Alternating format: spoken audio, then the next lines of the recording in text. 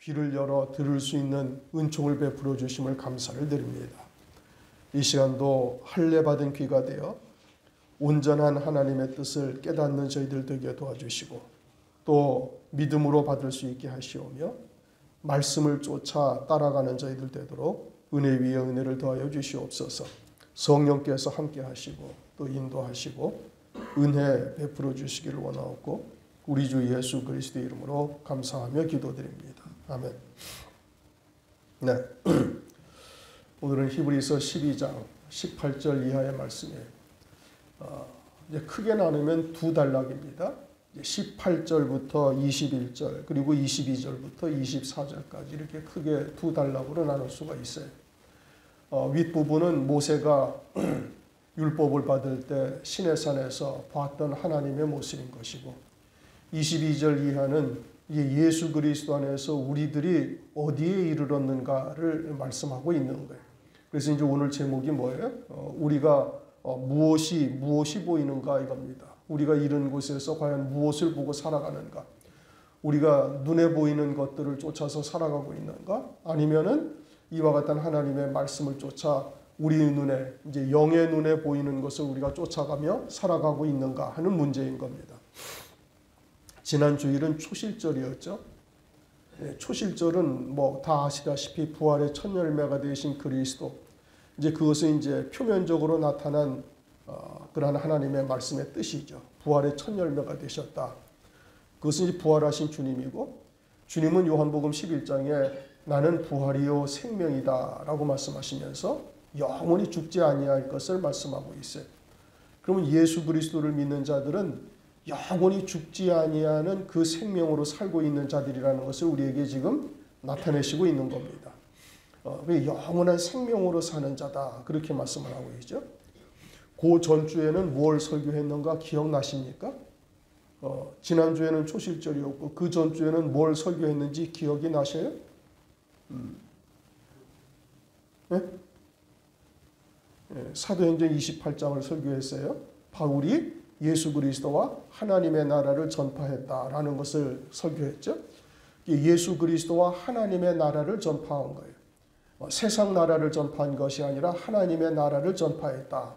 그러니까 그리스도인이라는 것은 이 하나님의 나라, 영원한 주님의 나라에 대해서는 하시라도 잊어서는 아니 되는 것이고 이제 우리가 말은 하나님의 나라, 주님의 나라 또는 뭐 오늘날 말세다, 주의 재림이다 라고 뭐 이야기를 하고 있지만 과연 얼마나 그 나라를 우리가 바라보고 있고 그것을 우리가 보고서 믿음으로 살아가고 있는가 하는 것은 이제 별개의 문제예요.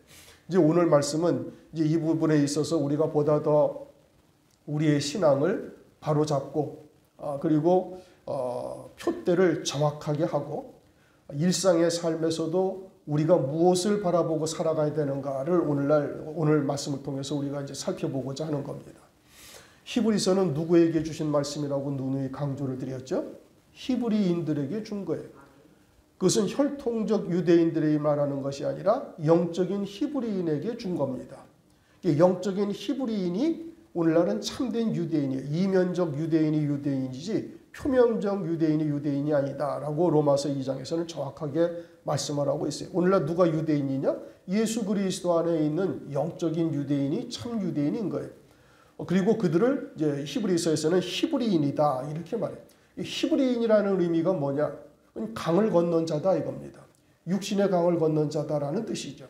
육신의 강을 건넜다라는 것은 내가 지금 비록 육체로는 살아있지만 육으로 사는 자가 아니라 영으로 사는 자요. 그리스도 안에 새 생명으로 사는 자다라는 뜻인 겁니다. 그게 히브리인이라는 것이죠. 강을 건넌 자라는 뜻이죠.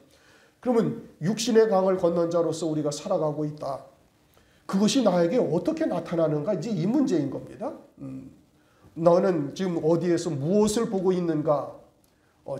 나는 지금 그리스도인으로서 이제 예수 그리스도 안에서 히브리인이 되어져 가지고 지금 믿음으로 살아가고 있다라고 우리 스스로는 생각을 하고 있어요. 또 다 그렇게 말들을 하고 있죠. 대부분의 그리스도인들이 다 그렇게 이야기를 합니다. 그러면 과연 우리의 눈에는 무엇을 보고 살아가고 있는가 하는 문제인 겁니다. 세상이나 육신의 눈에 보이는 것이 우리의 삶의 지표가 되어져서 그것을 향해서 우리가 쫓아가고 있는가? 아니면은 이와 같은 하나님의 나라가 내 눈에 보이고 하늘에 예비하신 영광이 보이며 그것을 우리가 위해서 하시라도 잊지 아니하고 세상을 보고 있으나 세상을 보는 것이 아니라 이것을 봐야 되는 것이죠. 이게 참된 그리스도인이요 참된 히브리인인 겁니다.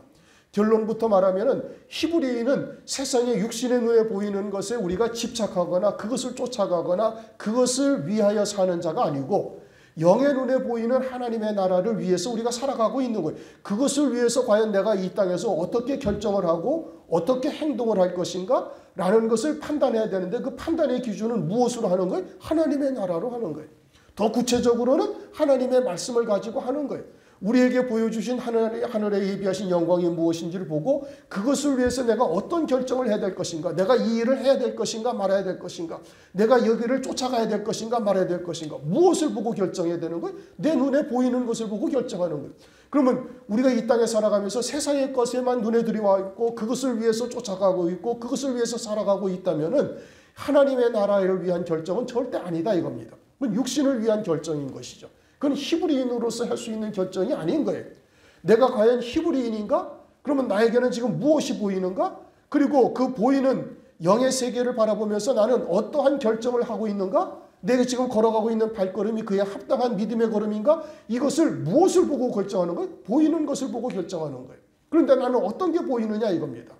눈앞에 보이는 세상의 것 또는 세상의 어떤 부귀영화나 또는 육신의 것이나 이런 것을 보고 내가 결정을 하고 있는가? 아니면은 하늘에 예비하신 영광을 바라보고 하나님의 뜻을 바라보고 내가 믿음의 발걸음을 옮기며 비록 육신으로는 또는 세상으로는 손해가 날지라도 그것을 위해서 내가 발걸음을 옮기며 믿음의 삶을 살고 있는가? 이 문제인 겁니다. 우리는 그리스도인이라고 이야기를 하지만 사실은 많은 부분이 육신에 속해 있고 세상에 속해 있고 그것을 위해서 결정을 하는 부분들이 너무 많은 거예요. 믿음으로 산다라고 이야기를 하고 있지만 과연 내 삶에 있어서 그 하나님께서 내게 보여주신 이 첫째 부활의 영광, 이 장자들의 종에 참여하는 이것을 보고서 내가 지금 신앙에 결정을 하고 있는가, 삶에 있어서 그 발걸음을 내디디고 있는가, 이것을 지금 우리가 생각해 보고자 한다 이겁니다. 18절부터 이제 말씀을 보시면은 너희의 이런 곳은 만질만한 불붙는 산과 흑운과 흑암과 폭풍과 나팔 소리와 이것은 이제 출애굽기 19장에 모세가 십계명의 돌판을 받으러 시내산에 올라가죠. 시내산에 올라가는데 이제 하나님께서 미리 모세에게 이야기를 하십니다. 짐승이라도 가까이 하지 못하게 하고 사람들로 성결하게 하고 그리고 너는 이제 나를 따라서 이제 시내산으로 올라오라. 그런데 이제 막상 그때가 되니까 막 어떤 일이 벌어진 거예요. 막 불붙는 산의 모습이 흑운, 흑암, 폭풍, 나팔 소리 막 이와 같은 어마어마한 아주 장엄하고 웅장하고 뭐 이루 형용할 수 없는 소리와 불붙는 산과 같은 모습들이 이스라엘 백성들 앞에 눈앞에 다 비치지는 거예요. 그리고서는 하나님께서 말씀을 하시는데 이것은 사람의 말하는 소리가 아니라 그 소리를 듣는 자는 더 말씀하지 아니하시기를 구하였으니 이는 짐승이라도 산에 이르거든 돌로 침을 당하리라 하신 명을 저희가 견디지 못함이라. 그 보이는 바가 이렇듯이 무섭기로 모세도 이르되 내가 심히 두렵고 떨린다. 이것은 이제 광야의 이스라엘 백성들에게 나타나신 하나님의 모습인 거예요. 출애굽기 19장의 사건이죠. 그러니까 하나님이 계신 곳은 거룩한 곳이니까 짐승이라도 거기를 가면 죽임을 당할 것이고 사람도 역시 마찬가지죠. 우리가 거룩한 존재가 되어 있지 않으면 하나님이 계신 곳에 이룰 수가 없는 거예요. 그러니까 모세도 심히 두렵고 떨린다라고 지금 이야기를 하고 있는 겁니다. 그리고 거기에서 하나님께서 모세에게 십계명과 율법을 주셨어요. 그리고는 그 율법을 지켜 행하면 살리라 이제 이렇게 말씀을 하셨죠. 그리고서는 이 율법을 쫓아 살고 있는 이스라엘 백성들을 로마서 8장 15절에서는 뭐라고 말씀하시고 있는 거 아니? 너희는 다시 무서워하는 종의 영을 받지 아니하였고. 그러니까 이 율법이라는 것이 어떤 영이라는 거예요? 종의 영이다. 이게 무섭고 떨리는 종의 영이다 이겁니다. 그래서 그것을 지켜 행하게 되어지면 육체가 끊어지지 아니하고 이 땅에서 복을 받고 또 그 율법을 쫓아 하나님을 섬기게 하며 살게 하신 것이죠. 유대인들이 선민이다라고 하나님의 백성이라고 이야기를 하고 있지만 이와 같은 종의 영으로 사는 자다라는 것을 말씀하고 있는 거예요. 이 종의 영이라는 것은 하라 그러는 것은 해야 되고 하지 말라라는 것은 해서는 아니 되는 겁니다.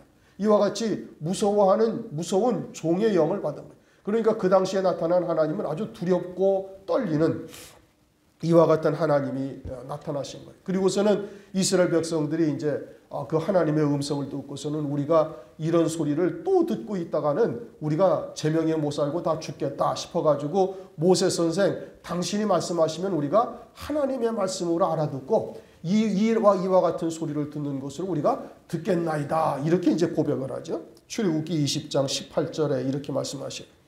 뭇 백성이 우레와 번개와 나팔 소리와 산의 연기를 본지라 그들이 볼 때 떨며 멀리 서서 모세에게 이르되 당신이 우리에게 말씀하소서 우리가 들으리이다.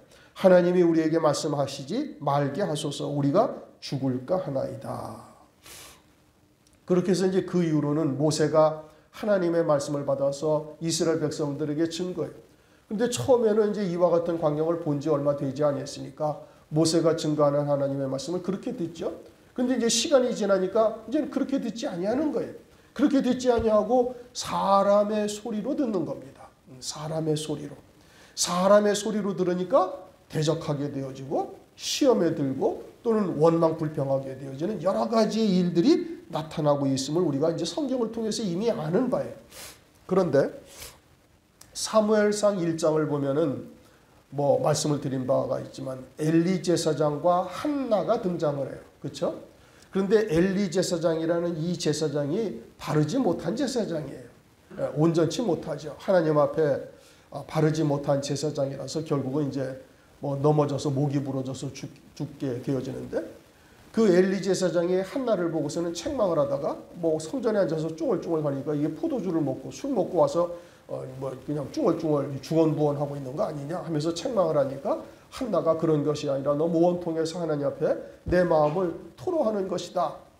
그러면서 이제 여러 가지 이야기를 했겠죠. 그러자 이제 엘리 제사장이 하나님의 이름을 빌어서 네 마음의 소원대로 하나님께서 응답하시기를 원하노라 라고 하니까 한나가 어떻게 그 말씀을 그냥 하나님의 말씀으로 받고 그냥 가버린 거예요. 그리고서는 그 다음부터는 근심이 그의 심령 속에서 사라졌다. 그러니까 하나님의 말씀으로 받고 믿음으로 간 거예요. 자, 지금 이제 두 가지를 말씀을 드렸어요. 모세 그리고 온전치 못한 엘리 제사장.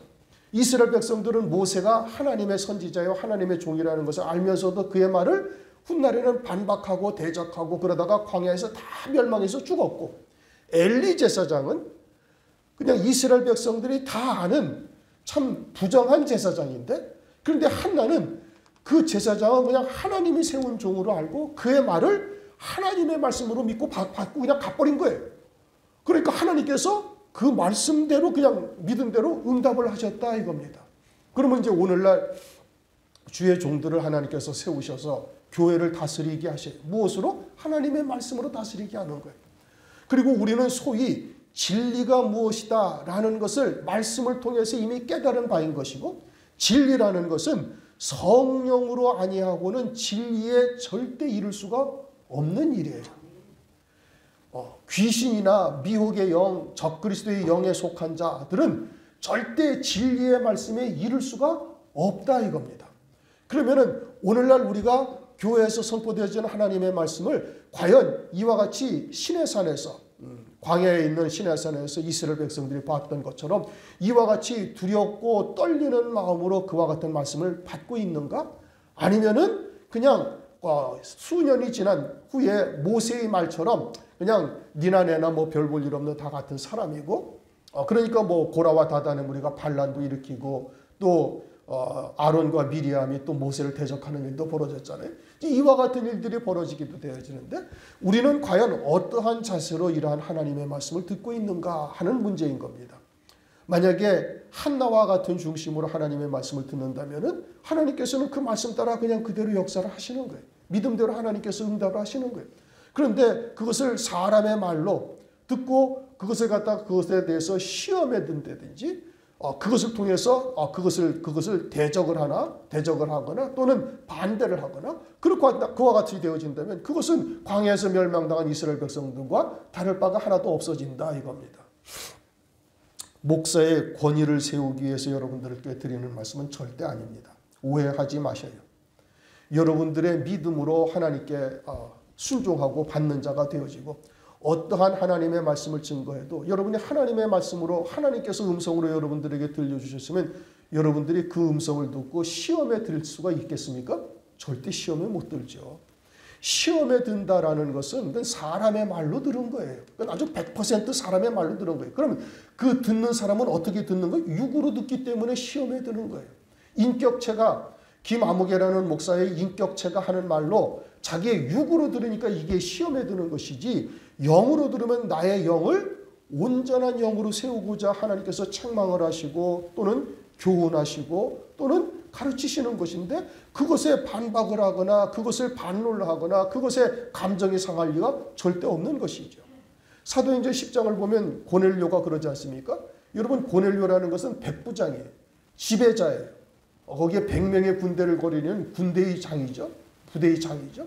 그런데 베드로는 어때? 베드로는 한낱 불악무식한 갈릴리 호수에서 일생을 그냥 물고기나 잡다 어떻게 하다 예수님을 만나가지고 예수님의 제자가 된 그저 허름하고 별 볼 일 없는 자예요.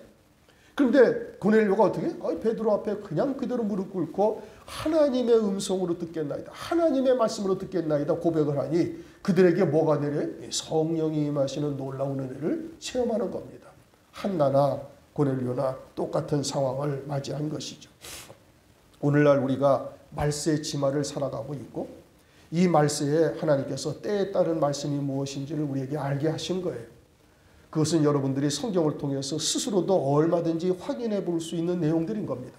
더더군다나 요한계시록 같이 아주 기가 막힌 하나님의 말씀이 짝을 맞추어서 정확한 해석을 우리에게 주시고 장차 주의 재림전에 있게 되어질 환난 날에 어떠한 일들이 이 땅에 있을 것인가를 우리에게 계시해 주고 있는 거예요.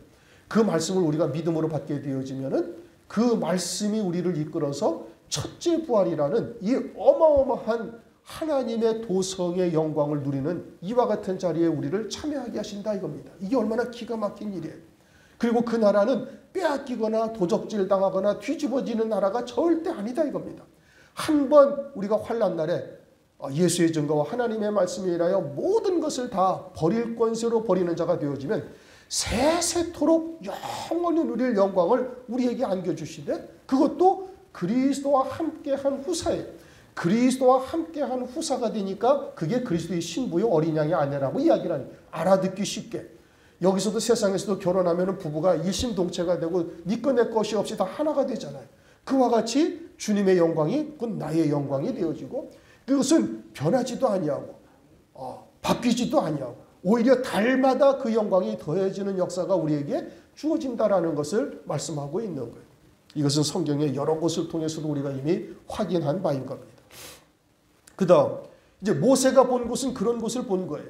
율법의 종의 영을 받은 자들은 그렇게 두렵고 떨리는 하나님의 모습을 보고 거기에서 율법을 받은 거예요. 이제는 그럼 우리가 이른 곳은 어디냐? 이제 22절이 그겁니다. 너희가 이른 곳은 시온산과 살아계신 하나님의 도성인 하늘의 예루살렘과 천만 천사와 하늘에 기록한 장자들의 총회와 교회와 만민의 심판자이신 하나님과 및 온전케 된 의인의 영들과 새 언약의 중보이신 예수와 및 아벨의 피보다 더 낫게 말하는 뿌린 피니라.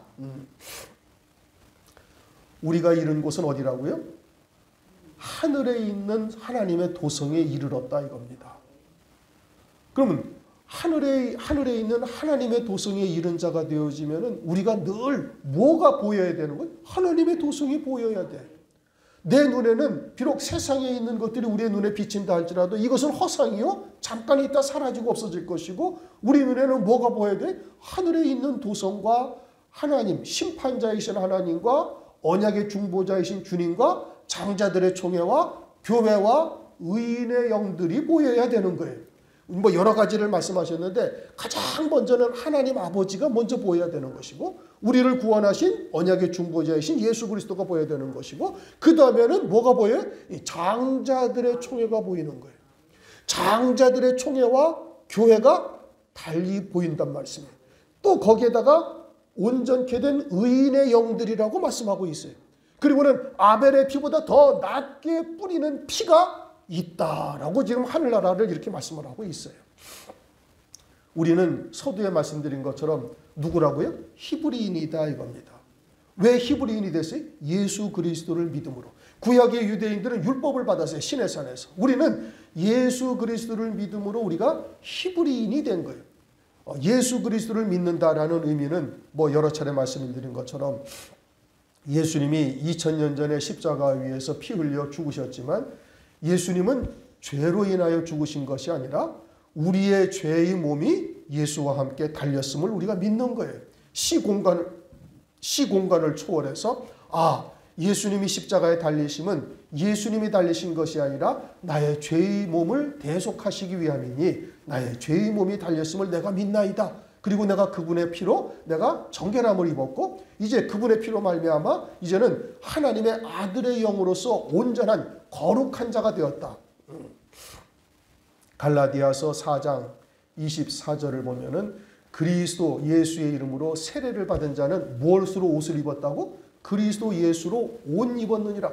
그러니까 하나님이 나를 보실 때 예수 그리스도를 믿는 나를 보실 때 하나님께서 나를 보실 때는 어떻게 봐요? 예수 그리스도로 쫙 옷을 입은 것으로 보는 거예요. 그러니까 거룩한 자로 하나님께서 나를 보시는 거예요.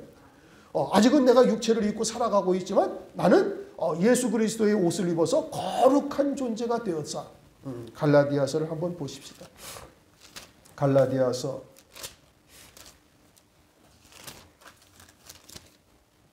3장 27절. 내가 아까 4장이라고 그랬나요? 3장. 갈라디아서 3장 27절. 잘못 얘기한 것 같은데. 갈라디아서 3장 27절부터 28절 읽습니다. 시작. 누구든지 그리스도 합하여 세례를 받은 자는 그리스도로 옷 입었느니라. 너희는 유대인이나 헬라인이나 종이나 자주자나 남자나 여자 없이 다 그리스도 예수 안에서 하나이니라. 그리스도 예수로 옷 입은 하나다 이 뜻인 겁니다. 그래서 이제는 내가 누구라는 거예요? 그리스도 예수의 생명으로만 사는 자다 이거예요. 이것은 물론 우리 각자의 믿음을 따라 조금씩 차이는 있어요. 장성한 자는 완전히 그리스도의 것으로만 사는 거예요. 이제는 내가 사는 것이 아니라 내 안에 그리스도로 사는 삶이다. 갈라디아서 2장 20절에 그렇게 말씀하잖아요. 그것은 곧 무엇을 말하는 거예요? 이제는 하나님의 말씀을 믿는 믿음으로만 사는 목숨이다. 이런 의미인 겁니다. 이건 이제 아주 온전한 장성한 분량의 장로와 같은 신앙에 이른 자가 이제 그와 같은 신앙의 자리에 있음을 말하는 거예요. 어린아이는 이제 믿음으로 하나님의 말씀을 믿는 믿음으로 살기도 하지만 자기의 육신이 훨씬 강해서 육신의 생각과 이성, 세상의 이치, 논리 이런 것이 훨씬 더 많이 내 안에서 작용을 하고 있어요. 그러나 이제 점진적으로 우리의 신앙이 자라가게 되어지면 어린아이 자녀의 신앙에서 청년의 신앙으로, 청년의 신앙에서 장로와 같은 신앙으로 우리의 신앙이 자라나가게 되어지는 거예요. 그것은 이제 광야교회와 같이 때로는 물 없는 곳 또는 험한 길로 다니면서 여러 가지의 연단의 과정 또는 불같은 믿음의 시련 이런 것들의 과정들을 거쳐야 되는 건데 우리는 이미 결론이 뭔지를 알고 있잖아요. 그렇죠? 요단강 앞에 선 제사장과 같은 믿음의 자리로 세우시기 위한 하나님의 사랑이다 이겁니다. 뭐가? 험한 길, 물 없는 곳 또는 아말렉 족속이 뜬금없이 쳐들어와가지고 막 노략질을 하고 이와 같은 모든 환경이 나를 어떻게 하기 위함이에요? 나로 온전케 하시기 위함인 거예요. 그것을 고린도후서 1장 8절 9절을 보면 내가 사형 선고를 받은 것과 같고 돌에 맞기도 하고 뭐 여러 가지의 고난을 겪었는데 이것은 다 나로 하여금 죽은 자를 다시 살리시는 하나님만을 의뢰하게 하려 함이다. 이렇게 딱 결론을 냈어요. 누가? 사도 바울이. 사도 바울이 어떤 사람이에요? 셋째 하늘까지 보고 오고 율법으로는 박사요. 몸의 율법의 행위로는 바리새인 중에 바리새인이라 흠이라고는 없다라고 인정하는 존재인데 이가 예수를 다메섹 도상에서 영접하고 하나님의 종이 되어 사도가 되어져 가지고 주의 일을 하는데 배가 깨지고 돌에 맞기도 하고 40에 하나 감한 배를 5번이나 맞기도 하고 뭐 추위에 더위에 잠을 자지도 못하고 굶기를 수도 없이 하고 이와 같이 계속된 고난의 길을 걷게 하신 이유가 무엇이냐? 그것은 죽은 자를 다시 살리시는 하나님만을 의뢰하게 하려 합니다. 그것을 다른 말로 바꾸면은 초실절과 같이 오직 부활의 생명으로만 사는 자로 살게 하려 하십니다. 이런 의미인 겁니다. 다시 말하면 영원한 생명으로 새 피조물로서 하나님의 말씀을 믿는 믿음으로만 사는 자로 나를 세우시기 위해서 하나님께서 그렇게 역사를 하셨다라고 사도 바울이 고백을 하고 있는 거예요. 그것은 사도 바울뿐만이 아니라 우리들에게도 동일하게 하나님께서 일하고 계시는 겁니다. 때로는 우리가 주를 위해서 열심히 헌신하고자 주님 정말 말씀을 듣고 보니 주의 말씀이 그러하고 마지막 때가 되어진 것은 내가 깨닫고 이제는 주의 재림을 맞이할 신부의 신앙에 나도 서기를 다짐하고 또 다짐하고 그와 같은 길로 인도하심 받기를 또 원하고 있어요. 그렇게 신앙의 고백을 한단 말입니다. 그런데 세상 일은 어떻게 더 어려워지고 생각지도 아니하는 난관이 느닷없이 다가오기도 하고 뭐 이와 같은 일들이 왜 벌어지는가? 그것은 나로 하여금 죽은 자를 다시 살리시는 하나님만을 의뢰하게 하려 합니다. 라고 말씀하고 있는 거예요. 불같은 믿음의 시련이 우리에게 왜 다가와요? 그것은 정금과 같은 믿음으로 우리를 세우시기 위해서 하나님께서 은혜를 베풀고 계시는 거예요. 그냥 대충 설렁설렁 믿고 예수 믿고 못 받고 예수 믿고 잘 되고 뭐 이런 사람들은 막 형형통통 잘 되어지는데 왜 우리는 이와 같이 연단과 고난의 줄이 끊이질 않고 다가오는가? 무엇을 위함에? 온전한 새 생명으로만 사는 자로 세우시기 위함인 것을 우리가 믿어야 되는 겁니다. 그래서 영원한 복을 주시기 위함인 것을 말씀하고 있는 거예요. 우리는 히브리인이다 이겁니다. 그러면 히브리인은 무엇을 보고 살아가야 되는 거예요? 하늘 위에 예비하신 영광이 어떠한 것인지를 바라보고 그것을 바라보면서 내 발걸음을 오늘 하루도 옮겨야 되는 거예요. 비록 눈에는 세상이 우리 눈에 보이지만 그것이 실상이 아니고 그것은 허상이요 잠깐 있다 사라질 것이요 실상은 뭐가 실상이에요? 하나님의 나라가 영원한 실상이고 영생의 복을 주는 곳은 그곳이다 이겁니다.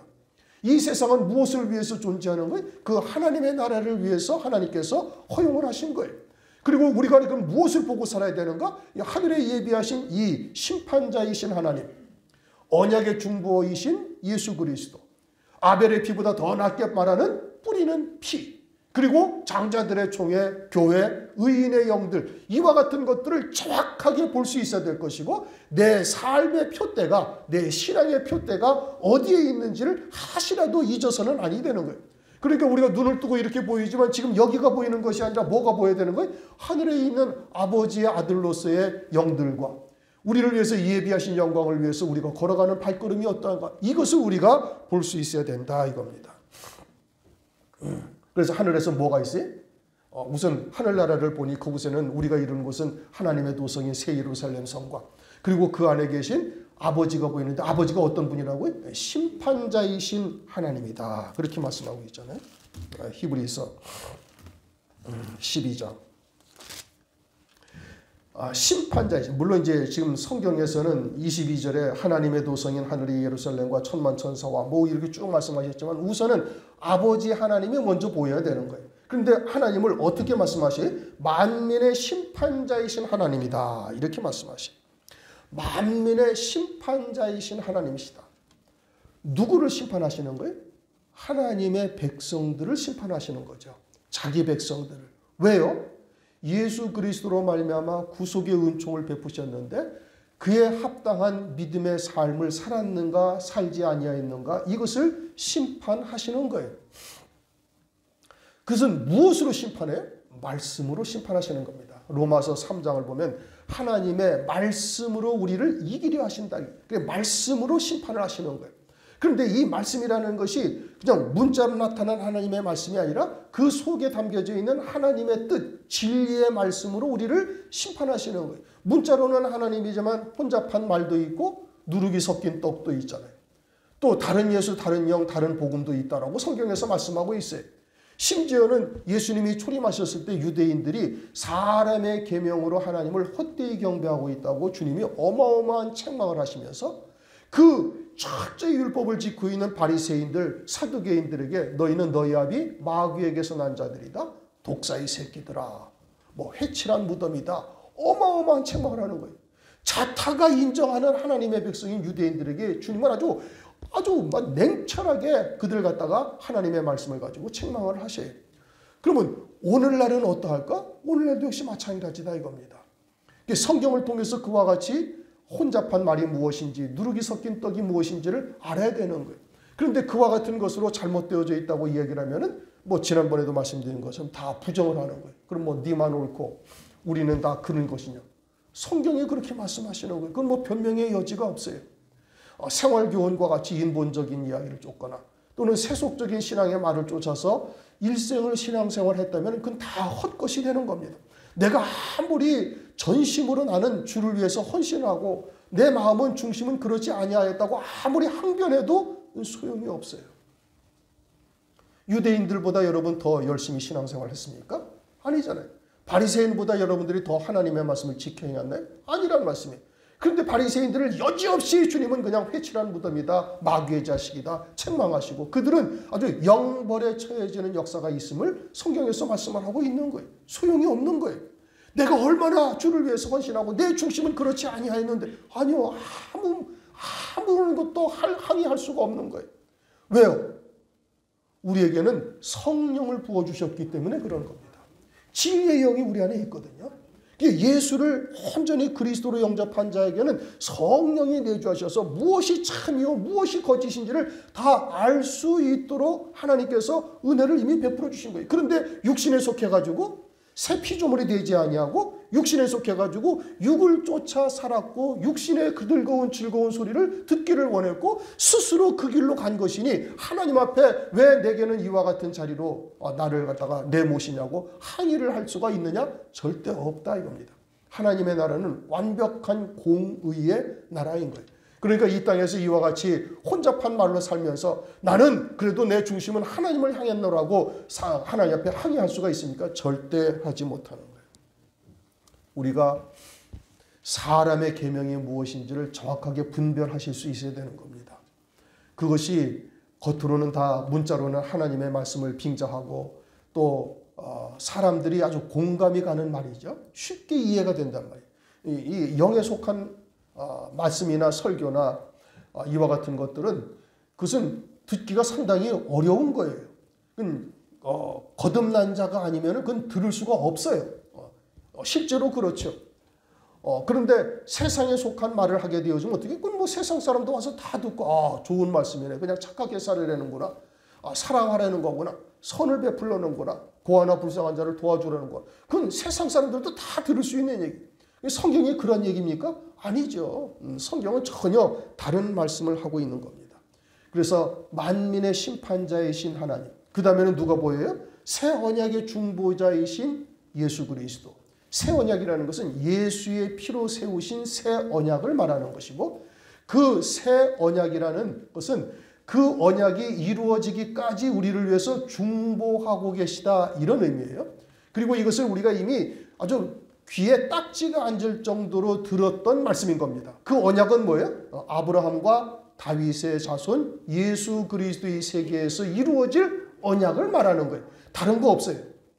제가 마태복음 1장 1절을 여러 차례 설교를 하면서 구약 성경의 모든 말씀은 요 마태복음 1장 1절을 딱 기록하기 위해서 기록된 성경이에요. 그리고 신약 성경의 모든 말씀은 요 마태복음 1장 1절을 이루기 위해서 기록된 말씀이에요. 그리고 주님은 우리에게 새 언약의 중보자이신 거예요. 그리고 새 언약이 물론 짐승의 피가 아니라 예수님의 피로 세우신 새 언약을 말하는 것이고 그 새 언약에 구체적으로 들어가면 뭐예요? 그 아브라함과 다윗의 자손 예수 그리스도의 세계에서 이루신 이 언약인 거예요. 그 언약을 믿음으로 받은 자들에게는 어떠하다는 거예요? 끝까지 주님께서 중보하고 계시다 이겁니다. 누가 중보하시? 예수 그리스도께서.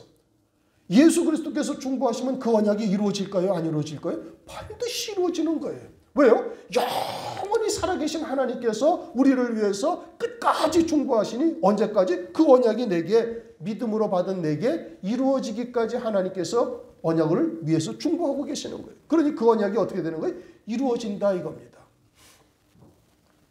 그 다음에 뭐가 보인다고요? 장자들의 총회가 보이는 거예요. 뭐 이미 장자들에 대해서는 우리가 이제 여러 차례 상고했죠. 성경에서 말씀하시는 장자가 누구냐? 이게 모르는 거예요, 사람들은 지금도. 교회가 이걸 모르는 거예요. 그래가지고는 우리나라에 장자교단이라고 스스로 주장하는 교단이 있습니다. 가장 숫자가 많고 성도들도 많고 큰 교단이니까 우리가 장자교단이다. 성경은 그것을 장자교단이라고 말씀하진 않아요. 르우벤을 장자라고 성경에서 말씀하십니까? 첫째 아들이니까. 그러나 성경은 르우벤을 장자라고 말하진 않아요. 유다를 통해서 그리스도가 오셨는데 그럼 유다가 장자냐? 성경은 그렇게 말씀하시지 않아요. 역대상 5장 2절에 누가 장자다? 요셉이 장자다. 이렇게 말씀하신단 말입니다. 그러니까 이 요셉이 왜 장자냐 이겁니다. 요셉이 장자인 이유는 뭐냐? 그건 두 몫을 분배받았기 때문에 그러는 거예요. 신명기 21장 17절. 이제 뭐 시간이 많이 됐으니까 간단하게 설명을 드려서 어떤 미움받는 아내가 있고 어떤 사람이 자기가 첩을 두었어요. 그래서 첩을 더 사랑을 해. 그리고 첫째 아내는 미워한단 말이에요. 싫어한단 말이에요. 그런데 첫째 아들이 누구에게서 났어요? 미움받는 아내에게서 첫째 아들이 났어요. 그러면 네 사랑하는 아내의 아들이라 할지라도 그에게 장자의 명분을 주어서는 안 되고 장자의 명분은 네 미워하는 아들, 네 기력의 시작, 첫째 아들이 네 장자고 그 장자라는 것에 대한 정확한 정의는 뭐냐? 그에게는 두 몫을 줘라 이겁니다. 두 몫을 받는 것이 장자, 그게 성경적 장자의 의미예요. 그런데 요셉이 어떻게 했어요? 요셉이 애굽에 팔려가가지고 에브라임과 므낫세를 낳았고 그런 다음에 야곱이 왔죠. 그리고 우선 창세기 48장을 보면 야곱이 그들에게 안수하기도 하고 그러면서 요셉에게 뭐라고 하면 이 에브라임과 므낫세는 내 자식이고 이 이후에 낳는 자식이 네 자식이 된다. 그런데 그들이 야곱의 자손으로 입적이 되는 겁니다. 손자인데 아들이 돼가지고 이스라엘 땅에 들어가가지고 가나안 땅에 들어가서 12지파를 분배할 때 각각 한 지파로 분깃을 받아요. 그러니까 요셉은 몇 배의 몫을 받은 거예요? 2배의 몫을 받은 거예요. 두 몫을 받은 거예요. 그래서 요셉이 장자다 이겁니다. 그러면 그것은 무엇을 우리에게 영적으로 계시해요? 하나님 나라에서의 장자가 누구인지를 우리에게 계시하고 있는 거예요. 그러면 하나님 나라에서의 장자는 누가 장자예요? 첫째 부활의 영광을 입는 자들이고 첫째 부활의 영광은 계시록 20장 4절에서 6절 이것은 성경에 아주 정확하게 딱 명시를 하셨어요. 예수의 증거와 하나님의 말씀을 인하여 환난 가운데 목배임 받은 자들. 그러니까 아벨 이하 모든 순교한 성도들이 이 첫째 부활의 영광을 입고 나머지 죽은 자들은 이 천년이 차기 동안 살지 못하고 그들은 그리스도와 함께 천년 동안 왕노릇하리로다. 어디에서? 이 세상에서. 하늘나라의 영생은 어디에서 이루어져요? 이 세상에서 다 이루어지는 거예요. 이 세상을 떠나서는 더 이상 오거나 갈 수가 없다. 그런데 첫째 부활의 영광을 입은 자들은 이 땅에 혈육의 몸을 입고 있을 때도 영생의 열매를 맺었고 그래서 순교했죠. 그 다음 신령한 몸을 입고 이 땅에서 1000년 동안 또다시 영생의 열매를 맺으니 그들이 곧 누구의? 두 몫을 받는 장자들이다라는 것이에요. 그래 그들만의 총회가 있어요. 장자의 총회가 아니라 장자들의 총회. 히브리서 1장에도 보면 이것을 우리가 이미 상고를 했습니다. 히브리서 1장 6절을 보세요. 히브리서 1장 6절. 또 마다들을 이끌어 세상에 다시 들어오게 하실 때 그냥 그리스도께서 재림하실 때 이렇게 말씀하지 않았어요. 그렇죠? 예수께서 재림하실 때 이것이 아니라 마다들을 이끌어 세상에 다시 들어오게 하신다 이겁니다. 그럴 때 9절 내가 의를 사랑하고 불법을 미워하였으니 그러므로 하나님 곧 너희 하나님이 즐거움의 기름을 네게 부어 네 동류들보다 승하게 하셨도다. 너에게 부었다는 것은 마다들이신 예수 그리스도를 말하는 것이고 동류들이라는 것은 뭘 말하는 거예요? 그와 같이 마다들의 자리에 있는 자들보다 너를 더 뛰어나게 하셨다. 왜? 모든 이름을 예수 그리스도의 이름 앞에 다 무릎 꿇게 하신 거예요. 하늘에 있는 것이나 땅에 있는 것이나 땅 아래에 있는 것이나 보이는 것이나 보이지 않는 세상의 모든 것을 예수 그리스도의 이름 앞에 무릎 꿇게 하신 거예요. 그래서 주님을 장자라고 말씀하시고 장자들의 총회가 있음을 말씀하는 것이고 그것이 누구를 말씀하고 있는가? 그것이 오늘날 우리들인 것이고 이것을 이루시기 위해서 장차 환난이라는 적그리스도의 환난을 하나님께서 두신 것이에요. 그 환난을 통해서 예수의 증거와 하나님의 말씀을 인하여 목배임 받는 자들에게 이것이 이루어질 수 있도록 은혜를 베풀어 주신다 이겁니다. 그러니까 우리가 무엇을 보고 지금 살아가고 있어요? 이것을 보고 살아가고 있는 거예요. 말세의 지말이라는 것을 이미 말씀드렸죠. 그럼 장자들의 총회가 있고 이제 우선 이것부터 빨리 끝내야지. 장자들의 총회. 그 다음에 뭐가 있어요? 교회. 교회는 이 땅에서 믿음으로 영생의 열매를 맺은 자들이 교회에 해당되는 거예요. 온전케 된 의인의 영들. 이것은 가죽옷의 구원을 받은 자로 돼 이 땅에서 열매 맺는 믿음의 열매 맺는 삶을 전혀 살지 못한 자, 그렇게 영만 구원받은 거예요. 고린도전서 3장을 보면은 불구덩이 가운데서 겨우 생명 구원을 받은 자들이 있음을 말씀하고 있잖아요. 또 고린도전서 5장에도 보면 자기 아비의 첩과 간통한 자, 그 육체는 멸하고 육신은 멸하고 영은 주 예수의 날에 구원을 얻게 하려 함이라. 그러니까 그거는 아주 우리는 일반적으로 다 지옥 간다고 그러잖아요. 광야에서 멸망당한 자들도 다 지옥 갔고, 예수님 당시에 예수님을 십자가에 못 박은 유대인들도 다 지옥 갔고, 오늘날도 회개하지 않으면 지옥 가고 어쩌고 저쩌고 이렇게 얘기를 하는데, 그것이 아니고 가죽옷의 구원을 받았으나 이 땅에서 믿음으로 열매를 맺지 못한 자들, 음부에 떨어진 자들, 이들이 다 의인의 영들에 해당되어지는 것임을 말씀하고 있는 거예요. 그 다음 24절 새 언약, 아벨의 피보다 새 언약의 중보이신 예수 및 아벨의 피보다 더 낫게 말하는 뿌린 피라, 이렇게 말씀하셨어요. 아벨은 최초의 순교자죠. 거기에 더 낫게 말하는 뿌리는 피다라는 것은, 율법의 대제사장은 이 피를 가지고 어디로 들어가요? 지성소에도 들어가요. 또 휘장에다가도 뿌리기도 해요. 그러면 이 피는 그림자인 것이고, 율법은 그림자이시고, 실상은 누구죠? 예수 그리스도. 예수 그리스도께서 그 피를 하늘 성소에서 우리를 위해서 뿌리셨다라는 뜻이고, 그것은 우리에게 주시는 하나님의 신령한 은혜를 말하는데, 그런데 그 은혜가 아벨의 피보다, 순교자의 피보다 더 낫게 말하는 뿌리는 피라고 말씀하고 있어요. 그러니까 순교자의 영광도 각각 다르다라는 것을 우리가 이미 말씀드렸죠. 해의 영광도 다르며 달의 영광도 다르고 별의 영광도 다른데 별과 별의 영광이 다르다. 첫째 부활의 영광을 입는 자들 가운데도 이것은 두 증인과 같은 자리의 선자들의 영광과 첫째 부활의 영광의 선자들의 또 영광이 또 다르고 있음을 말씀하고 있는 거예요.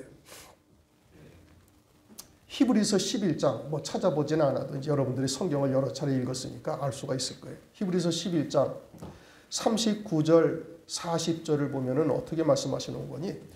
우리로 말미암아 저들의 뿌렸던 모든 피들이 온전함을 이룬다라고 말씀하셔요.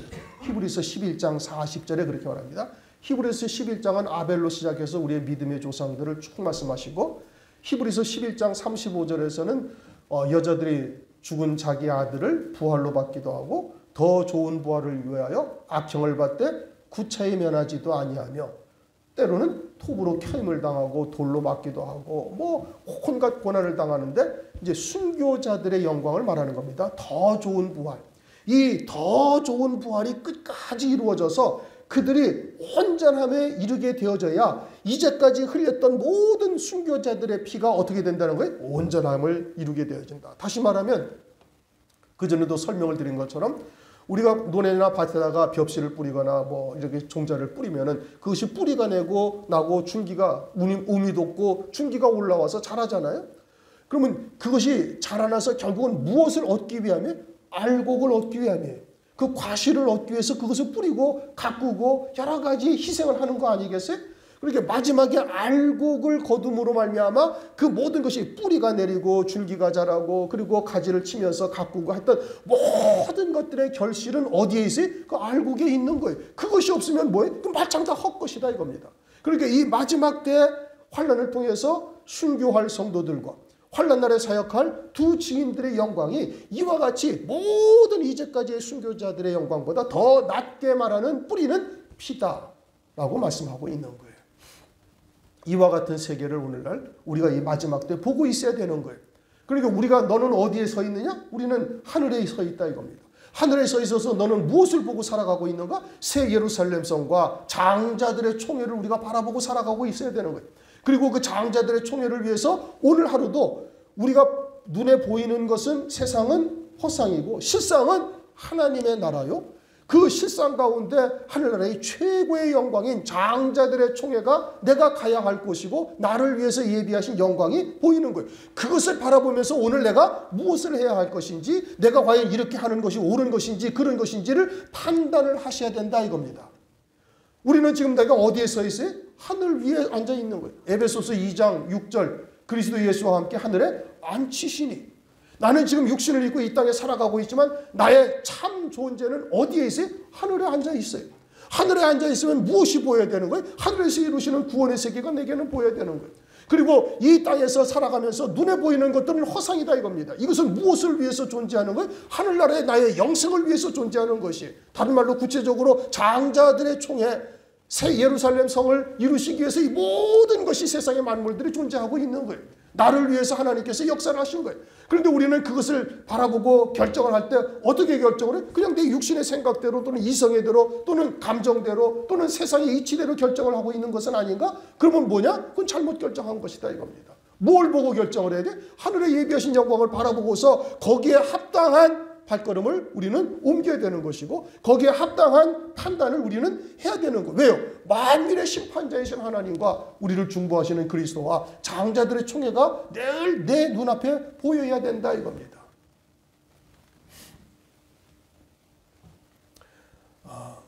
무화과 나무의 비유를 말씀하시면서 제가 그 얘기를 했어요. 하마스와 이스라엘 전쟁이 75년 전에 이스라엘 독립으로 말미암아 이루어진 갈등이고 그것은 오늘날 우리들에게 첫 번째 닭이 우는 것과 같다라고 말씀을 드렸어요. 그러면 첫 번째 닭이 우는 것이 성경에는 무엇이라고 기록되어 있지는 않습니다. 그런데 우리가 이것을 첫 번째 닭이 우는 것이라는 것을 왜 말할 수 있는가? 그것은 다니엘서 12장 1절에 개국 이래 없던 환난 가운데서는 무릇 책에 기록된 자들이 구원을 얻으리라. 그러면 환난 날에 그 책에 생명책에 죽임당한 어린 양의 생명책에 그 이름이 농명이 됩니까? 아니에요. 그건 환난 전 은혜 시대 마지막에 그 어린 양의 생명책에 농명이 되는 거예요. 그리고 환난은 그들을 한때 두때 반때 순교케 하시기 위해서 환난을 하나님께서 두신 거예요. 그러니까 우리가 이와 같이 75년이 되어서 성경에서 말씀하시는 한 세대가 이미 지나갔음을 말씀하시는 것은 그리고는 이것이 온 세상의 방방곡곡 구석구석 얘기 안 한 곳이 없을 정도로 다 알려진 거예요. 그러니까 전 세계에 있는 모든 그리스도인들은 이것을 다 들었어요. 그러니까 장차 하늘나라에 올라가서 아니 나우는 첫 번째 닭 우는 소리를 못 들었습니다 라고 항변할 수 있는 자가 있느냐? 아무도 없다 이겁니다. 다 알게 하신 거예요. 그리고 성경을 조금만 주의 깊게 바라보면은 시편 90편 10절이나 이사야서 23장이나 이런 데서 한 왕의 연하는 70년이고 우리의 연수가 70이면 아나 강건하면 80이다. 한 세대가 70년 내지 80년이라는 것을 성경에서 말씀하시고 있음을 정확하게 알 수가 있죠. 그러면 이 75년 그것도 70년과 80년의 딱 중간 75년에 정확하게 이 이스라엘과 하마스의 전쟁을 통해서 이 갈등의 시작이 언제부터라는 것을 온 세계의 뉴스를 통해서 알게 하신 것은 어느 누구도 그리스도인들은 부정할 수가 없다 이겁니다. 첫 번째 닭이 우는 소리를 깨어있는 자는 듣는 거예요. 그리고서는 어떻게 되는 거예요? 속히 죽임당한 어린 양의 생명책에 농명될 것을 위해서 전심전력 달려갈 수밖에 없는 거예요. 그러면 우리가 무엇을 보고 판단해야 되는 거예요? 새 예루살렘 도성 장자들의 총회를 보고 세상의 일들을 내가 분별할 수 있어야 되는 겁니다. 이게 영으로 사는 자요. 그게 새 피조물이고 그게 그리스도 안에서 거듭난 자로서의 합당한 삶인 것이죠. 세상의 이익을 쫓아서 이성적인 판단으로 결정을 하거나 그런 것이 아니다 이겁니다. 하늘에 예비하신 영광에 과연 내가 합당한 믿음의 삶을 살고 있는가? 이것을 부단히 스스로를 돌아보고 그에 합당한 결정을 할 수 있도록 하나님께서 우리에게 은혜를 베풀고 계시는 겁니다. 우리 눈에는 과연 무엇이 보이는가? 무엇을 보고 내가 오늘날도 발걸음을 인도하고 있는가? 우리 스스로를 잘 봐야 되는 거예요. 로마서 8장 25절 만일 우리가 보지 못하는 것을 바라면 참음으로 기다릴지니라. 야고보서 5장 7절 그러므로 형제들아 주의 강림하시기까지 길이 참으라. 보라 농부가 땅에서 나는 귀한 열매를 바라고 길이 참아 이른 비와 늦은 비를 기다리나니 너희도 길이 참고 마음을 굳게 하라. 주의 강림이 가까우니라. 주님의 재림의 때가 심히 가깝다라는 것을 절대 잊으시면 아니 됩니다. 그걸 잊으시면은 여러분 그때 가서 크게 당황할 일이 벌어지고 어찌할 줄 모르다가 그냥 알고서도 짐승표를 받고 그냥 끝나버리는 거예요. 이 짐승표를 한 번 받으면 다시 돌이킬 수 있는 기회가 주어지지를 않습니다. 그러므로 오늘날 우리가 죽임당한 어린 양의 생명책에 농명될 것을 위해서 부단히 달려가야 되는데, 이것을 일상의 삶에서 우리가 어떻게 살아야 되는 것인가를 지금 말씀드린 거예요. 무엇이 내 눈에는 보이고 있는가? 그것을 위해서 내가 결정을 하고 그것을 위해서 판단할 수 있어야 되겠다 이겁니다. 그러지 아니하면 누가 뭐래든 아무 상관이 없는 거예요. 지금 아무리 많은 교회가 말세라고 이야기를 하지만 어디 말세에 대해 합당한 그와 같은 말씀을 증거하고 그러한 것을 바라보고 나가고 있는 곳이 과연 몇 곳이나 있겠습니까? 손가락, 열 손가락으로 꼽을 정도밖에 되지 않을 수도 있어요. 이게 기가 막힌 현실에 우리가 지금 살아가고 있는 겁니다. 그러니까 노아의 때와 같다, 롯의 때와 같다라고 말씀하고 있는 거예요. 그러니까 주변에서 뭐라고 이야기를 하든 그것은 상관없어요. 여러분들이 성령 안에서 하나님의 말씀을 보고 기도하시고 성령의 인도하심을 따르시면 되는 거예요. 그리고 주의 종을 통해서 증거되는 하나님의 말씀이 과연 그러한가? 베레아 사람들처럼 말씀을 상고하면서 하나님의 뜻이 어디에 있는지를 정확하게 분별할 수 있어야 되겠습니다. 기도하겠습니다. 하나님 아버지 감사합니다. 오늘도 히브리서 12장 말씀을 통해서 우리가 잃은 것이 어디인지, 우리는 과연 무엇을 보고 살아가고 있는지, 그저 예배 드릴 때만 이와 같은 것이 보이고 일상의 삶에서는 세상만 눈에 보이고 있는 것은 아닌지, 과연 나는 어디에 서 있고 무엇을 보고 있는가 말씀을 통해서 상고할 수 있도록 은혜를 베풀어 주심을 감사를 드립니다. 이제부터라도 우리가 다시 한번 결단하고 주의 재림의 때가 심히 가까움을 우리가 깊이 인식하고 어찌하든지 죽임당한 어린 양의 생명책에 그 이름이 농명될 것을 위해서 달려갈 수 있도록 은혜 위에 은혜를 더하여 주시옵소서. 더 나아가서는 주의 재림의 길을 예비하는 종으로도 또한 쓰임받기를 원하옵나니 그와 같은 신앙의 결단을 하고 달려갈 수 있도록 은총을 베풀어 주시옵소서.